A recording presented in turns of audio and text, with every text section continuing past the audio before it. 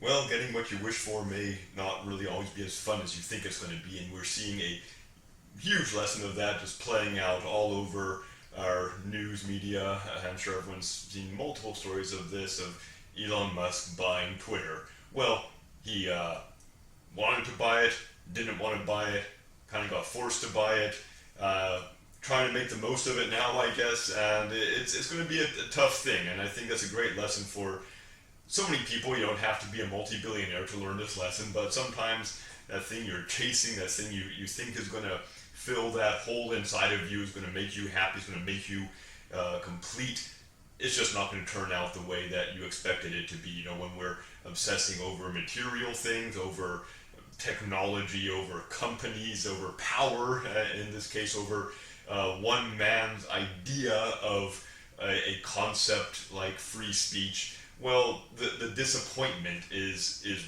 waiting and is probably going to manifest itself very strongly if that one little person ever actually gets a hold of this object of their dreams, especially when the object of those dreams is as petty and small and vague as Elon Musk's ideals that kind of influence his decision to pursue and ultimately buy Twitter.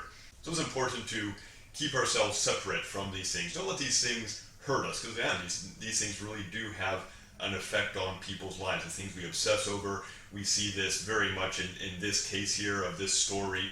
The people on one side who think that this is a solution to their problems, and the people on the other side who are in angst and pain watching Elon Musk, someone who they dislike, buy their precious platform that they have on such a high pedestal, and they've put so much importance into, so invested so much of their life into tweeting and reading tweets and interacting on Twitter. Thankfully for me, I've never been involved in Twitter, never had an account, never done any tweeting. I know sure it can be a very useful platform, something that a lot of people do use in a positive way. Just I think this is a great lesson for us all to keep some distance, keep ourselves separated. I want to look at what Paul says in his epistle to the Colossians. Always good to get that Christian perspective, that godly biblical perspective into our lives as we read and amuse ourselves with these stories. Paul says, "If ye then be risen with Christ, seek those things which are above, where Christ sitteth on the right hand of God.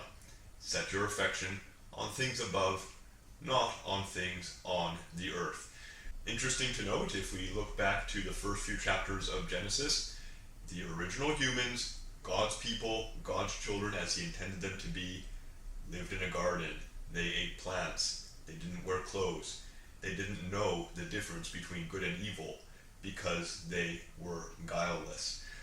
And I think that that's what Jesus wants for his people, his siblings, people who come to God through him, like he told his disciples when they were asking, who is the greatest in the kingdom of heaven, here in Matthew chapter 18.